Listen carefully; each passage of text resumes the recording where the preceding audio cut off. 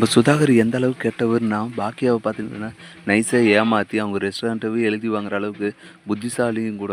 ஏன்னா, அந்த அளவுக்கு பார்த்துட்டீங்கன்னா, திறமையா எல்லார்கிட்டயுமே வந்து நடிச்சு ஏமாத்தி, இந்த சுதாகர் பார்த்துட்டீங்கன்னா, ஆனா பாக்கியா எவ்வளோ தான் எடுத்து சொன்னாலுமே, கோபி ஆகட்டும், ஈஸ்வரி ஆகட்டும் யாருமே வந்துட்டு நம்புறதே இல்ல. ஏன்னா, சம்மந்தி வந்து ரொம்ப நல்லவரு. அவர் எவ்வளோ பெருந்தன்மையோட நம்ம வீட்ல வந்து சம்மதம் வச்சுட்டுறாரு. அதுவும் இல்லாத நாம் போனா கூட வந்து எவ்வளோ பெருந்தன்மையா நடந்துக்கிறாரு. ஆனா, கொஞ்சம் பாக்கியா தான் பார்த்தீங்கன்னா, புரிஞ்சுக்காம, அவரு புரிஞ்சுக்காம அவன் இவன்னு பேசுறா. எப்ப பாரு அவர் மேல குத்தம் சொல்றதுல தான் இருக்கிறாளே தவிர, நம்ம என்ன சொல்றோங்கன்னே புரிஞ்சுக்க மாட்றான்னு சொல்லி பாக்கியா மேல பார்த்தீங்கன்னா, ஈஸ்வரிக்கும், கோபிக்கும் செம கோவத்துல இருக்காங்க.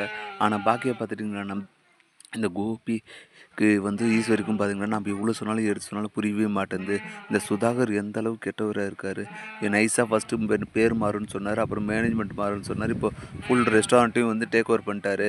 இவர் இப்படியே விட்டா ஆகாது அப்படின்னு சொல்லிட்டு பாக்கியா பார்த்தீங்கன்னா கோவத்துல, அப்ப நீங்க கேட்டீங்க இல்லையா காசு குடுக்குறேன்னு சொல்லிட்டு, அத இப்ப நெனச்சாலும் என்னால வாங்க முடியும் அப்படின்ற மாரி உறுதியா சொல்ல, அது எப்படி சம்மந்தமா முடியும்? நீங்க வந்து அதுக்கு நீங்க என்கிட்ட ரென்ட்டுக்கு குடுக்கல, இல்ல விக்கவும் இல்ல. நீங்க வந்து கிஃப்ட்டா குடுத்துருக்கீங்க. அப்படி இருக்கும்போது காசெல்லாம் நீங்க எதிர்பார்க்க முடியாது. மீறி எதிர்பார்த்தீங்கன்னா, அப்புறம் என்ன நடக்கும்னு உங்களுக்கே தெரியும் அப்படின்ற மாரி சொல்ல, உடனே பாக்கியா பார்த்தீங்கன்னா, "என்ன சம்மந்தி மிரட்டுறீங்களா? என் பொண்ணோட வாழ்க்கைய வச்சு இப்போ பிளாக்மெயில் பண்றீங்க அதுதானே? எனக்கு அப்பவே தெரியும். நீங்க இந்த கல்யாணத்தையே வந்து என் ரெஸ்டாரண்ட்ட வாங்குறதுக்கோசரம் தான் பிளான் பண்ணி பண்ணீங்கன்னு சொல்லிட்டு. ஆனா எங்க வீட்ல இருக்கவங்க யாருமே வந்து கேட்கவே இல்ல. இப்போ கூட வந்து இனியாவோட வாழ்க்கைக்கு ஏதான ஒரு பிரச்சனைனா, நான் பார்த்துட்டு சும்மா இருக்குமா தான். அப்புறம் என் பாக்கியாவோட இன்னொரு முகத்த நீங்க பார்க்க வேண்டியது இருக்கும்." அப்படின்னு சவாலா சொல்லிட்டு நான் இப்போ தோத்ததாவே இருக்கட்டும், நீங்க ஜெயிச்சதா கூட இருக்கட்டும், நான் என் பொண்ணுக்காக விட்டு குடுத்ததா சொல்லி நெனச்சுக்கிறேன்.